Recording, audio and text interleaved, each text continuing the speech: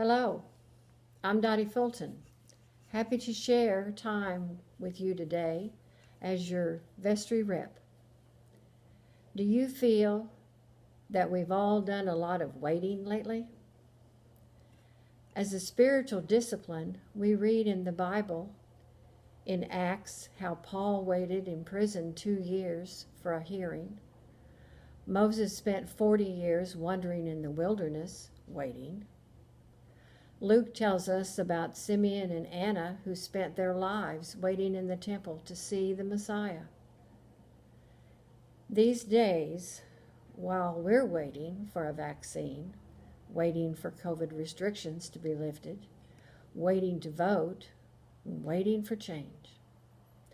So what does waiting as a spiritual discipline look like for us? Henry Nouwen, Catholic priest, professor, writer, theologian, tells us waiting is an activity. I'd like to share 5 waiting activities with you. Number 1, gratitude. Mindfulness of the goodness we can find for our use daily. Make a list of things you're grateful for. Write notes to people that you're grateful for.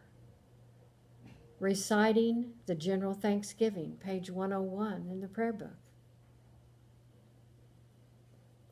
Number 2, trust.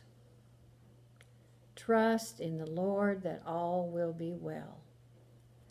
Jeremiah tells us, "Blessed are those who trust in the Lord, whose trust is the Lord." Third activity is confession. Admit, waiting's tough. God tells us in the book of Psalms where we can learn about confession. 4, service. A great way to navigate waiting is to look for opportunities to help someone. You won't have to look very hard. Prayer.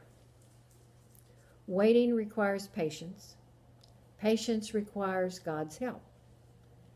Confessing that we're not sure how to manage the waiting opens the door to ask for God's help. Isaiah reminds us, "They shall mount up with wings like eagles. They shall run and not be weary. They shall walk and not faint." Thank you for your waiting.